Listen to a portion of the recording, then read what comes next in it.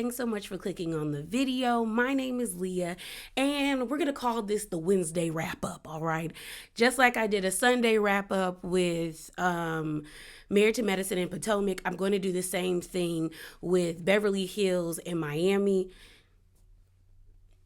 It's a lot going on this side, and this makes it easier so I don't get it all the way backed up with getting reviews out to you guys. So let's start off with Real Housewives of Beverly Hills. Right, y'all. So let's get into this episode. So Beverly Hills. So it opens up where it left off, where we see the ladies like rehashing they do like the rehashing of the episode, where Garcelle and Dorit are kind of getting into it because Garcelle just let the ladies know like, yo, I feel like I was being fake last night and dishonest because I really wasn't comfortable sharing things about my family with y'all. Like I haven't really rebuilt that trust with y'all. Everybody was kind of taken aback by her comment, but Dorit was the only one that was being very vocal about the whole entire situation, like basically telling Garcelle like, it's been a year, you should be over it.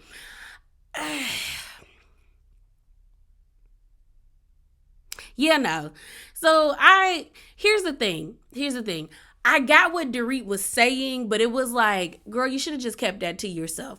Because we can always say like, girl, you should be over something, but we don't really have the right to tell somebody to get over it. We really don't. And a lot of people were like trying to conflate like what happened to Dorit. Like, girl, you got robbed 2 years ago and we still talking about your PTSD.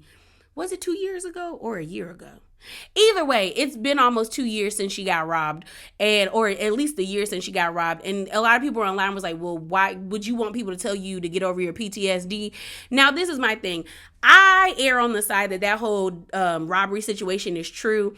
But that's not even the angle I would have took for if I was arguing about Dorit not being able, like Dorit being in the wrong about saying that Garcelle should get over this. Because I know for a fact that had Erica yelled or screamed at Dorit's children at Phoenix or Jagger, Dorit might have probably wanted to fight Erica. She would have probably wanted to sue Erica for emotional distress of her kids, and probably would have got Erica kicked off the show or petitioned or worked to get Erica kicked off the show.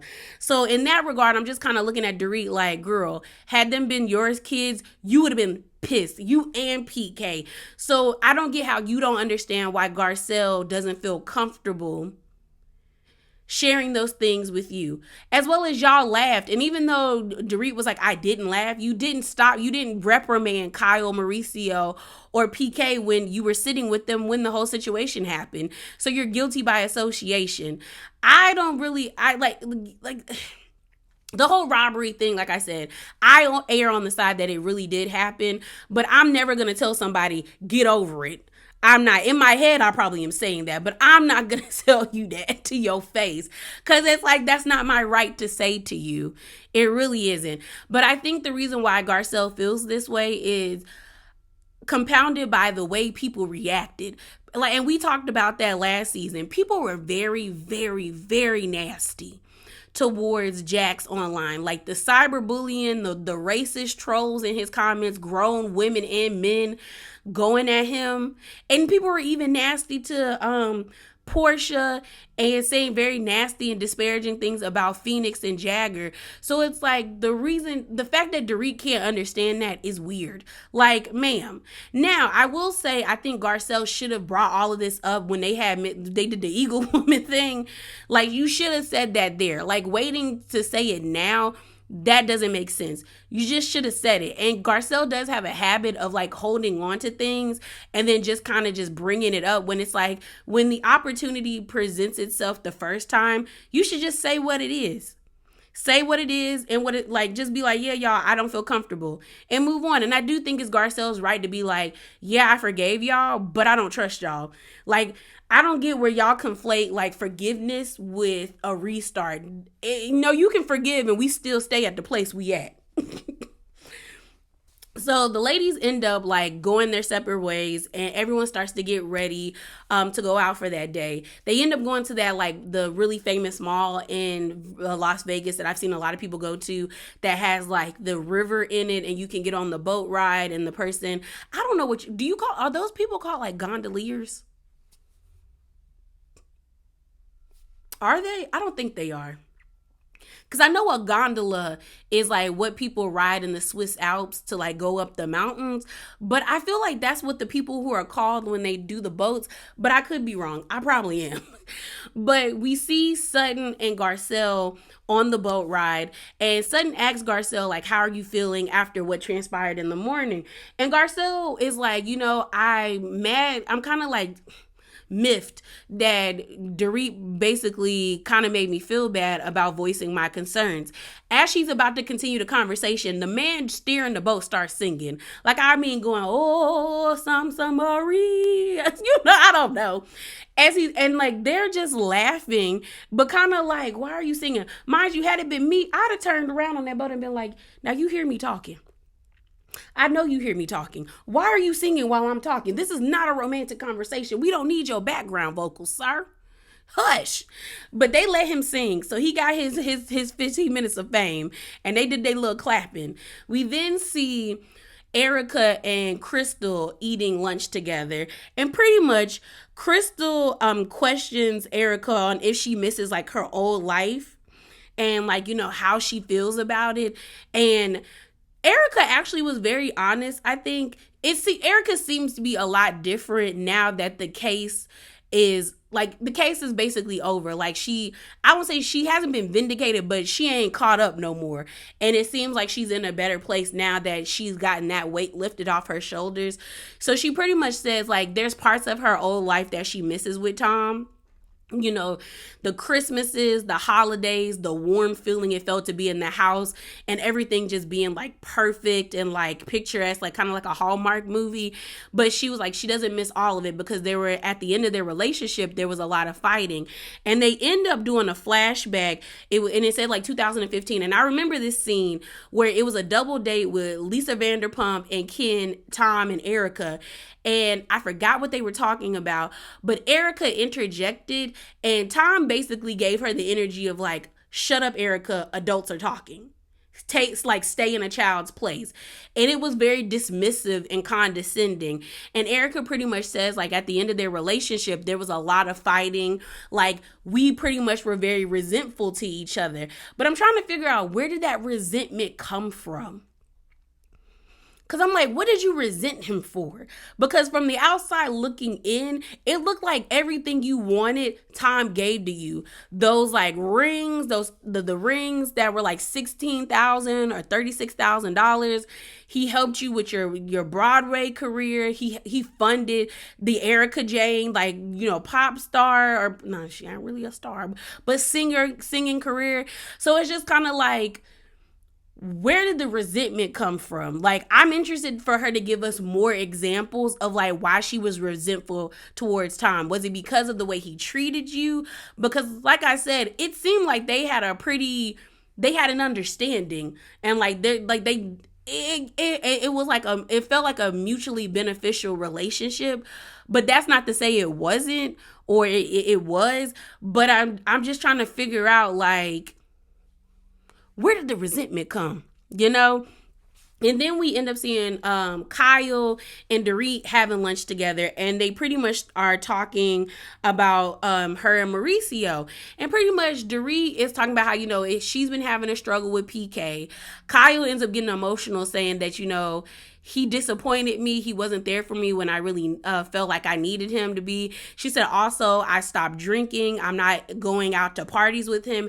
And he's very much social. And like he's in the business of sales. So he has to be out there and mingling with people.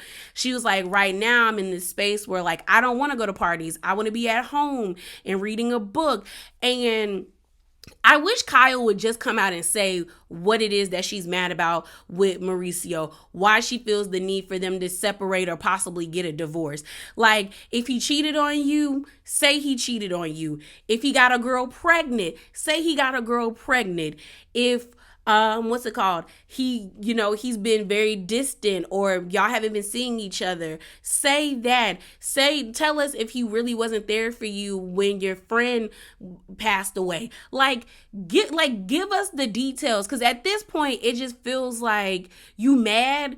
It not feels like it just like all we see is you being mad, but you're not giving us any context, and it's weird. Like, just say what it is. Then you have Teddy being your mouthpiece, pretty much saying that Mo effed up, and then she came out and I think she said he didn't cheat or he didn't do. But I'm like, if he didn't cheat, then what did he ultimately do?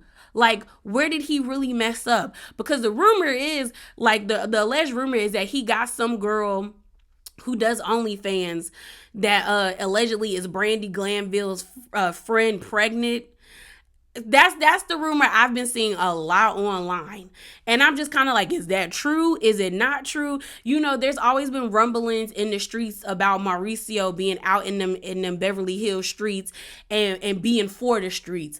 So I feel like if she would just say what it was, people would understand where she was coming from and would possibly give her more grace about the way she's been acting, especially with the whole like Morgan thing. And I'm just like, girl, what is it? Like what really is it? Like, some, like, others feel like she having a midlife crisis. I don't know. Maybe Kyle is starting to wake up. That make, like, because some people have suggested that they think Kyle is the type of person that feels like she's just been living her life for everybody else. And now, since that situation with her friend that unfortunately, you know, took her own life, maybe she's just like, it woke her up to being like, okay, I need to start living for myself, which she has every right to do so. But I wish she would just say it. Just say it. We also see a scene with Mauricio and PK, and Mauricio says the same thing about their marriage being in a rough spot. So I don't know. Maybe they are going to get a divorce. Maybe not. But just tell me why. I just want to know why. All right, y'all. So the next couple of scenes is everyone getting ready to go to dinner. I guess they're all going to dress up in like cowboy themed for Crystal's birthday. And they all get to dinner. I thought Dorit looked the best. I thought her outfit was really like cute. I liked Erica's. I thought it was cute. Like, it's like, honestly, I like, a lot of people said they don't really miss Lisa Rinna. I don't either. Like, I liked Lisa Rinna to a certain extent, but the vibe with the ladies seems a lot different. Like, it seems like they're really dedicated to like actually getting to know one another. And I also feel like Erica seems way more relaxed. And I don't know if that's due to the case being pretty much over and she's like in the clear, or because she doesn't have Lisa Rinna there anymore, she has to be open, or she feels like she can be more open. I don't know. But if Erica keeps being like this, I can probably go back to liking her a little bit, you know? So Erica, so they all go down, they're sitting down, they're eating dinner, and they're starting to ask each other questions. They had like cards of questions. It felt like it was like 21 questions. And I think the question that was posed towards Erica is like, when does money stop making you happy? And Dorit said something about like she knows billionaires who are unhappy, like she wouldn't wish to have their lives. And then Garcelle is like, that's really crazy to me to have that much money and not be happy. And Erica ends up speaking about how pretty much, you know, there's security in having that much money, but it also doesn't bring like the peace of mind that it brings of like, you know, you don't have to pay bills and you're good, but not having it is also scary as well. And I don't know how long Erica was married to Tom, but I think it had to be at least a decade.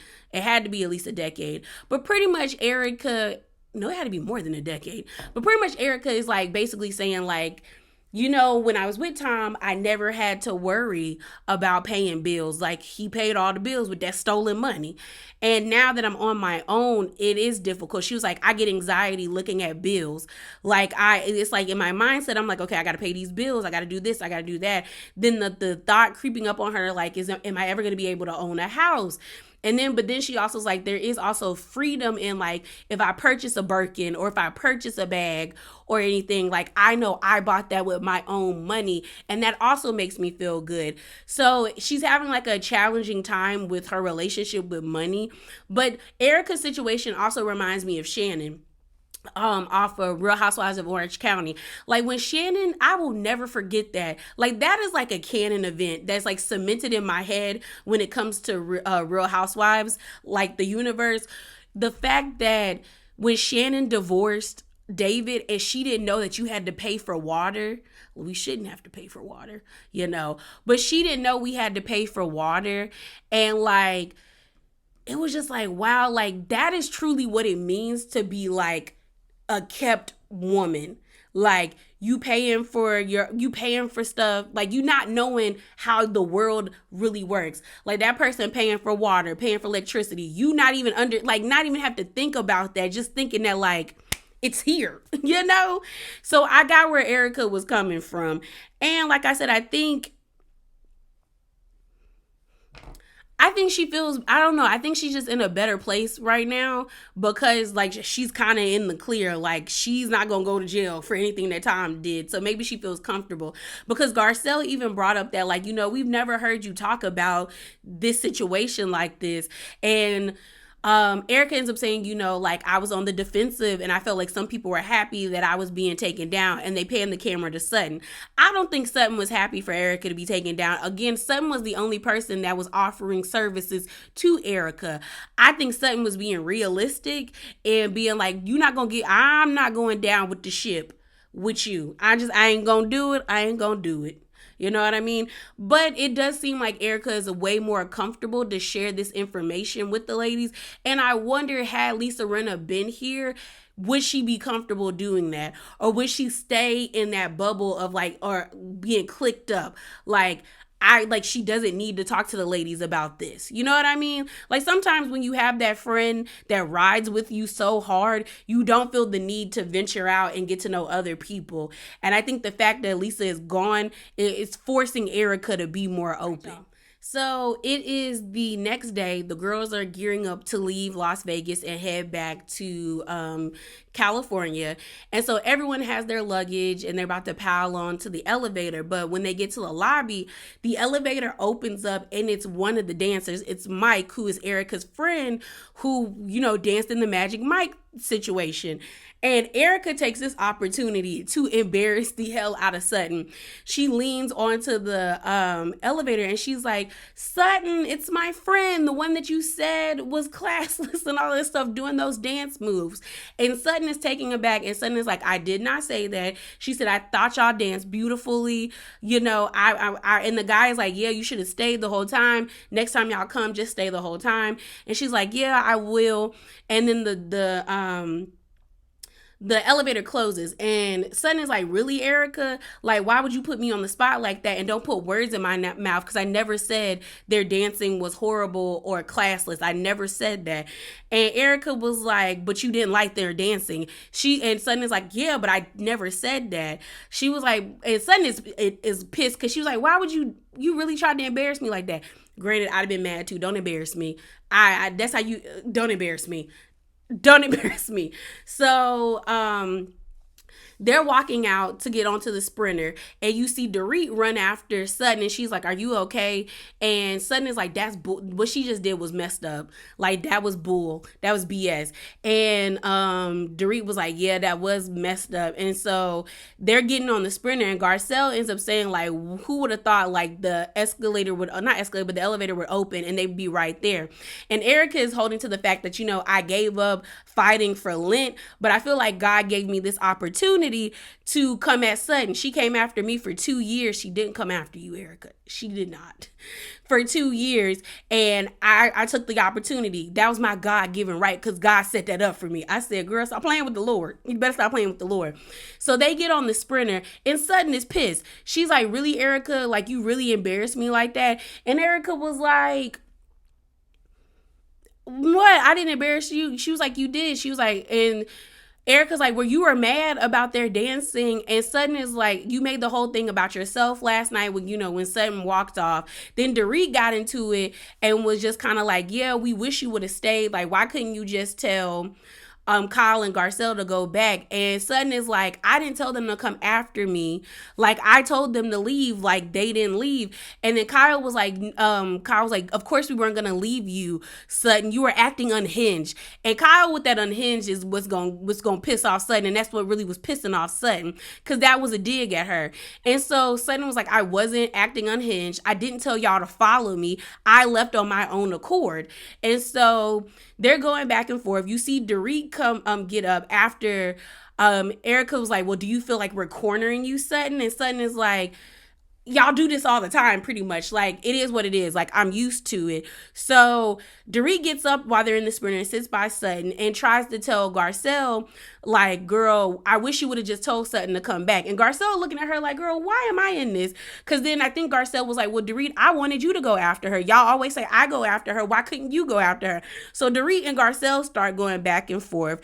Then Sutton is like, I didn't want to mess up the night. I didn't want to make it about myself. She starts getting upset and starts crying. She was like, okay, let's end the trip this way. Like, you already embarrassed me. Keep coming. Keep coming. So then everything kind of dies down, and Dorit asks Erica, are you okay? Erica's like, I'm fine. And then she asks Sutton, and Sutton is like, Dorit, she wanted to tell Dorit to shut up. She was like, Dorit, I always tell you, like, my favorite thing to tell you is zip it. Leave me alone. Like, just leave me alone. And I don't know why Dorit asked her that, because it's like, you could clearly tell that she's upset. Like, the lady was about to cry. She was getting worked up because everyone was coming at her. Now, did Erica embarrass Sutton? Yeah, because I would have felt embarrassed. And I get Erica was trying to get her a dig back, but it's just... it is what it is at this point. I don't care no more. We know Sutton was upset because she didn't get picked. And that's just what it was. She was upset she didn't get picked and her feelings was hurt. And she acted erratically. And it is what it is. It is what it is. So we see the girls. They're back in LA or wherever they are, in California. And we see a sit down with Garcelle and Erica. And I was like, okay, this is kind of the last time we saw them sit down was the first season that Garcelle was on. And so they're sitting down there talking, and Garcelle was like, who'd have thought me and Erica would have started, like, you know, had a conversation. So then Erica and Garcelle are talking, and Garcelle brings up, like, you know, I was taken aback by Dorit's response when I was talking to y'all about my kids. And Erica's whole thing is like, you know, I speak Dorit. Like, it's a lot. She's very detail oriented. It's like sometimes she don't know how to land a plane, and she puts her foot in her mouth. And then they get on the topic of Sutton, and, you know, Erica was just like, I don't take back what I did about putting her on the spot, and she was like, also Sutton was ready to be at Magic Mike. She had her ones. I just think she was upset she didn't get picked. And that's what it was. She was just upset she didn't get picked. And then the conversation kind of ended with Garcelle saying, like, maybe I should pull it back on defending Sutton, because I'm always defending her, and even I felt like she did too much. And I was just like, I can see that. But also, y'all should have just, like, if I was Garcelle, I probably would have checked on Sutton when she had her moment, but then I would have told her, like, I'm going back in there. What you about to do? Because what are you about to do? And if she would have been like, I'm going to the sprinter, I'd have been like, okay, we'll meet you at the sprinter. But I'm not chasing after no grown woman. I'm not. It just wouldn't be me. So the last scene we see is of Sutton and Kyle at Sutton's home, and they're talking about Las Vegas. And Kyle pretty much is like, girl, what's going on with you? Like, that whole Vegas situation, it just seemed like you were just acting really erratic and you were acting unhinged. And Sutton's whole thing is like, nobody stood up for me, like, when, like, you're coming at me, but no one stood up for me when Erica embarrassed me in front of the dancers, as well as, like, I wasn't acting unhinged. I left. I didn't make a scene. You kind of made a scene, sis. I didn't make a scene, and I sat outside. I didn't tell y'all to come after me. She also is just kind of looking at Kyle like, you're condescending, like, you're like, and in the confessional, Sutton ends up saying that she is starting to realize that Kyle is not her friend. She never really has her back, and it's time she stops expecting her to have her back. And then, I ain't gonna lie, this part was funny. When Kyle said that Sutton is unhinged or she do too much, Sutton said, name him. Name him. And I'm not gonna lie, it tickled me. It tickled me, because that's something I would do. If you'd have been like, you were rude, Leah, name it. Give me times, dates, and who I was rude to. Because you're not just going to say I'm rude. And that's pretty much what Sutton did. And it pissed Kyle off. And she was like, if you just shut up. And I'll tell you. And that's the other thing. Kyle would not be yelling at me in my own home. I'd have told her, you can get out. We can, this conversation right here, we can cut it, because you in my house. you can hit that door. You could go. And so Kyle brings up, the ugly leather pants situation when Sutton didn't bring a gift for Lisa Rinna at their house. When they were when Sutton had the roller on her face. But I'm like, in each situation, Kyle, you ran after her. She didn't tell you to run after her. I can get the whole ugly leather pants situation, but also you even defended Sutton with the whole situation. It's just, Kyle doesn't like Sutton. That's just what it is. Kyle doesn't like Sutton. And I even put this on Twitter. Kyle is condescending when it comes to Sutton. And Sutton is overly dramatic, and sometimes she do too much. But this conversation didn't need to be had with Kyle. This conversation probably would have been more palatable, possibly coming from Crystal or coming from Garcelle. But not Kyle, when last season Kyle treated Sutton like crap. She really did. So it's weird that all of a sudden Kyle was supposed to be like the one to reprimand Sutton, when I would have told Kyle, we just rebuilding our friendship. I don't need you checking me on nothing. Leave me alone and be quiet. That's just what I would have did if I was Sutton. But we saw in the press that Kyle and Sutton at BravoCon, they were asked questions about each other, and it's no love lost between them. I think Kyle said that she's distancing herself from Sutton, and Sutton said she don't care. So I think we getting Sutton's first season type of energy. I think Sutton is like, Lisa Rinna gone. Now I'm just about to unleash on the girls. And she unleashed you. But let's move on to Miami. Before we get into Miss Miami, we gonna get a little spicy, just a little, and talk about Larsa. Both of the things I got to talk about is about Larsa. So the first one's up is this article that was released on the 14th by TMZ. I didn't read it. I got the Cliff Notes version of it in the comments, and pretty much the article's title, I'll put the link below for the article, but the title of the article is Larsa Pippen pissed off at Julia Lemiv. I don't know how to pronounce Julia's last name, but pissed off at Julia. Don't ask my man to take your pics. They said that like a representative or a rep or somebody in, their camps gave the story to TMZ that Larsa felt some type of way about Julia asking Marcus to take pictures of her when they was like at BravoCon or some event. And I'm just like, Larsa, you too old for this. Marcus don't want Julia, and Julia probably don't even want Marcus. Girl, calm down. Calm down. I was just like, what is this? And then y'all know the peoples is pissed at Larsa for going around telling everyone that Gertie had cancer, when Gertie specifically asked Larsa not to say anything. Where she dropped a comment on this page called Bravo Talk Too Much, and on this page it was a comment she made on this clip where it said, at Larsa Pippen clarifies her intentions behind telling the ladies about Gertie having breast cancer. And Larsa says this: I called and texted Gertie after she called me fake in the press. She never responded. We argued back and forth, which wasn't shown then, and she told me it was her diagnosis with breast cancer. I was shocked, and I wanted to rally the girls to support her. I've been nothing but a good friend to her.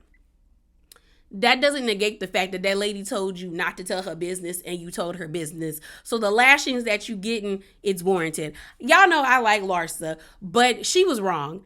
Like, that lady told you not to tell her business and you told it anyway. You were out of pocket and wrong, and you getting what you're getting. So if Gertie want to cuss you out at the reunion, she well within her right, because that lady told you not to tell her business, Larsa. All right, y'all. So the episode opens up and we have the continuation of Gertie and Larsa talking. And Larsa is pretty much telling Gertie, spit it out. And y'all know Gertie is very theatrical to me. Sometimes I don't know how y'all take it with her, because she would irritate me. But you can clearly tell that Gertie is going through something. Like, she's trying to spit it out. And Larsa, I think, is too aware of the cameras. She's too aware of the cameras, and I think that's why she said, let's not cry, because I feel like she felt like Gertie was trying to paint her as the bad guy off rip when Larsa feels like she hasn't done anything to Gertie. Larsa just felt like, girl, don't cry. Don't try to make this a moment. But Larsa doesn't have emotional intelligence either. I told y'all she an asshole. But because Larsa should have peeped that there was something to it. Like, Gertie is, like I said, she's theatrical, she's dramatic. But there you could clearly tell that, like, she was struggling. Like, if anything, Larsa should have just been quiet and let Gertie get everything out. And Larsa pretty much was just looking at Gertie like, spit it out, say what you got to say, because I ain't really done nothing to you. Gertie finally says, I have breast cancer. And Larsa did show emotion, but it was like a quick second. Like, she was like she didn't expect that to come out of Gertie's mouth. And then she was like, how do you know? And I don't think her asking, how do you know, was dismissive or mean, because I would have asked, like, girl, how do you know? Like you been to the doctor? Like, how do you know? And Gertie's like, girl, I got a biopsy. I had a mammogram, Larsa. And Larsa's just kind of like, girl, what? Like, how do you know? And then it immediately goes to Larsa being self-centered, being like, well, how was I supposed to know that? You the one coming at me. Like, how was I supposed to know that? And in that moment, Larsa should have just been quiet and been like, dang, I didn't know you was going through that. Is that why? Like, you know, we've been at odds. Like, what? Like, and Gertie's like, that's not what it is. Telling Larsa, like, you need to create a safe space. Larsa just made herself look like a dick. And like I said, Larsa is an asshole. And yeah, she just was an asshole about it. Then eventually Larsa softens up a little bit and she was like, you know, I'll be there for you, what we got going on. And Gertie says it's not that big of a deal.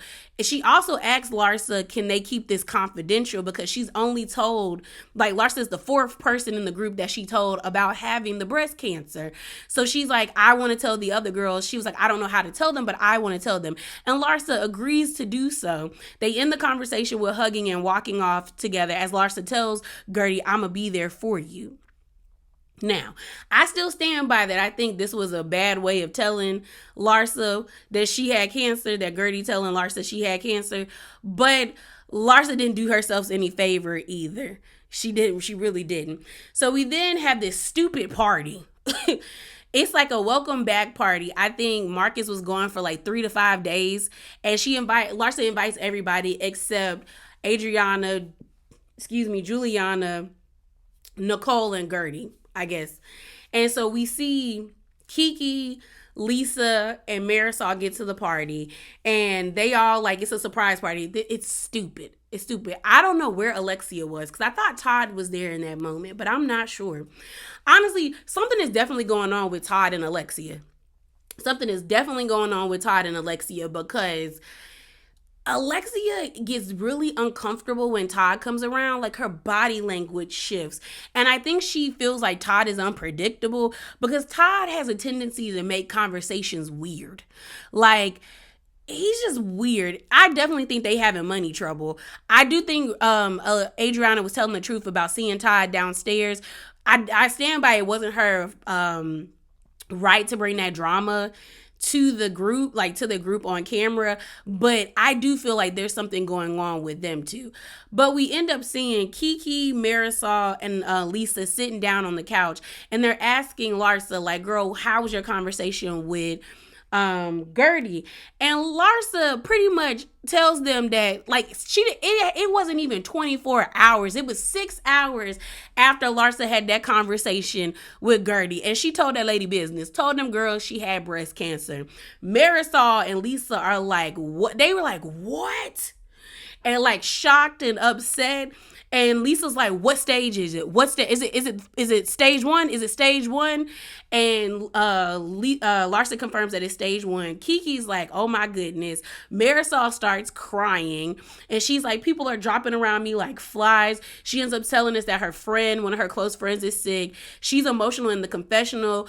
Marisol's just kind of like, she's a young family. She got kids. Like this is horrible. And I'm like, this is the reaction people expected out of Larsa. And y'all be trying to come for my girl, Miss Cocky, Miss Marisol. But Marisol had the right reaction. Like, oh my gosh, this is devastating news. And y'all be trying to act like my girl is soulless and she not. Y'all saw them emotions. Girl was messing up her makeup in the confessional. But I will say I was tickled when Lisa and Marisol said what at the same time, because it reminded me of when Kenya told Candy and what's her name and Cynthia that Velvet died, and you had Candy being what, and then you had Cynthia being like, oh my gosh. But it reminded me of that. That's just, Miami is the new supreme. But Larsa was dead ass wrong. That lady told you not to tell her business, and you robbed her of being able to tell these ladies in her own way about her own personal health. So the backlash that Larsa is getting is warranted. And like I said, I like Larsa, but she gets what she gets. Like, you had no right to tell that lady's business, and you saying that you wanted to help the girls rally behind her. That wasn't your place. It just shows how self-centered Larsa is and how she doesn't have emotional intelligence, because there was no need for you to tell that business. And I think in a weird way, Larsa telling them that Gertie had cancer was her way of vindicating herself, that she wasn't the problem, that it was Gertie. Like, Gertie was just coming at me for no reason because I ain't done nothing to her. She dealing with a health issue. That's why she was doing all of that. But again, it wasn't her place to tell that lady business. And if she get ate up at the reunion, she gets ate up at the reunion. I'm hoping if she comes to the reunion, she's remorseful and apologetic. But I don't know with Larsa, with her trying to defend herself and double down on why she did what she did, because that wasn't her right, like I said, or her place to tell that lady's business when she told you not to tell her business in the first place. We're still at the party, and we see the girls sitting down at the table. Lisa brings up Lenny, and like I told y'all, the girls is getting tired of Lisa bringing up Lenny. Like, they just like, girl, how many times we gonna talk about this man? But Lisa ends up saying, can you believe that it's been 1 year since Lenny filed for divorce from me? And Lisa is very angry, and I feel like she has every right. She does have every right to be angry. The way that Lenny is moving, and that girl of his, that I don't know if he's still with her or not, because I told y'all they said that they broke up. I don't know how true that is, but she has every right to be mad at Lenny. But all the girls were trying to tell her, you got to stop talking to Jordy about that man. Like, he is not your therapist. That's not fair to him. And it's not. And like Marisol says, every dog has their day when they decide to run away. And it's like, girl, we get it. You're mad. You have every right to be. Like, Lenny ain't trying to pay Lisa. He's not trying to give her what she's worth. And Lisa pulls it out, she's like, I've been with him since he started his practice. I helped him market his practice. And you let that other lady, and they stopped her from talking about her because that situation is a messy situation. And they're like, girl, don't even talk about her. And it's just like, it's not fair. Like what Heather, when RHOC told Gina, your man's not your therapist. And I hope Lisa uses some of that money that she's getting from Lenny to get a therapist, because Jordy seems like he's a nice guy, but nobody wants to be subjected to constantly hearing about your ex. And I told y'all, I didn't think Lisa and Jordy should have been together when I was talking about Miami, when we found out last year that she got with him. Like, you should have waited. You should have waited to really figure out what you had going on. And it just felt like Lisa ran to Jordy because he had money and she needed somebody to take care of her. We all know that Lisa really doesn't have a name for herself unless she was attached to Lenny. Like, Lisa was the epitome, like Shannon, as a kept woman. Like, she got with Lenny when she was in her early 20s. I think she was between the ages of I think someone said 21 or 25, and now she's in her 40s. For the past 20 years, she's been taken care of. So immediately trying to take care of yourself after that, it's a scary task. And I think that's why she ran to Jordy. But eventually Jordy's going to get tired of hearing about that man. She just is. And the girls is like, you got to let that man go. And she do. But again, I hope she get everything she can get from clean that man's pockets, okay? Clean Lenny's pockets. We then get this really, really cute scene of Gertie and Russell walking at the park. But before then, we have a scene of Nicole and Anthony, and they looking for new boats. They got money. They got money. But I told y'all, and I know y'all love Nicole. I know y'all do. Me and her still ain't connected. I still value her as a housewife. Like, Nicole has the makings of being a top tier housewife. Like, she's pretty, she's smart, she got the coin. Like, the girl got the makings of being she a baddie. I may not see it for her at times, but she a baddie. Like, smart, beautiful, and got money. You check all the boxes. I don't know. There's just something about her that just I just don't connect with her. But her and Anthony are looking for boats for their new house. We know they moved to that island at the corner, beautiful home. And her family wants her to marry Anthony. Like, they're asking her, like, when are y'all gonna, like, get married? Like, I know you a fiance, but when we getting married? Because they also want her to have security and stuff like that, because they're just kind of like, y'all are intertwining your lives together, but you don't, like, if he decides to leave you, he can. And I don't know if Miami has the same, like, common law marriage, because I know in Virginia, if a couple has been together for 10 years, I think that's a common law marriage in Virginia. So I don't know if they have that in Florida, but I don't know. I don't really think Nicole wants to marry him. I really don't. I just think she probably wanted the people to leave her alone with constantly being asked to be married. But clearly she don't got any plans of going anywhere because she's pregnant and she seems happy with their lives. Y'all, I ain't gonna lie, I'm hoping that they ain't nothing funny about Anthony's money, but it gives, I don't know, because they got a lot of wealth. But then again, she's a doctor. He's, I think, an attorney that does, like, the insurance claims and stuff like that. And we never questioned Terry and what's her name and Heather's money. So maybe I shouldn't question their money. But sometimes I think what made me question their money is them constantly moving. I was like, I always felt like, is you trying to outrun the IRS? Like, why is we constantly moving? And I know they have a house. Someone found out that they have, like, Anthony does, like, flipping houses. And granted, they got a lot of money. Didn't they get, like, over $50 million for the last house that they were at? So it's profitable. But constantly moving, it gave y'all was trying to outrun something. But yeah, I don't really think Nicole want to get married. And I feel like she happy with her life. So let that lady be happy with what she got with her and Anthony. They seem to be building together. But like I said before, you talked about Nicole, we saw a really adorable scene of Russell and Gertie together where they're walking in the park, and we find out that Gertie tasked Russell with telling the boys that she has cancer. And Russell was saying how he was Googling how to tell the kids, about cancer, because he has no, what's the word? This is his first time doing something like that. And Gertie said she feels like she made the right decision because she was just kind of like, I don't think I could emotionally handle telling my kids I had cancer. She was just like, I don't think I could do it. And for me and my family, it was better that Russell tells them. So as they're walking, Russell ends up explaining to her, when I told the boys, their oldest son, I think he said his name is Matthew, he jumped up with, like, concern, like, is she okay? Like, is it, like, severe? And then the youngest one, I think his name was Liam, asked, like, was it contagious? And I guess that's a common thing that younger kids ask about cancer. And, Russell was like, no, she's okay. We caught it early.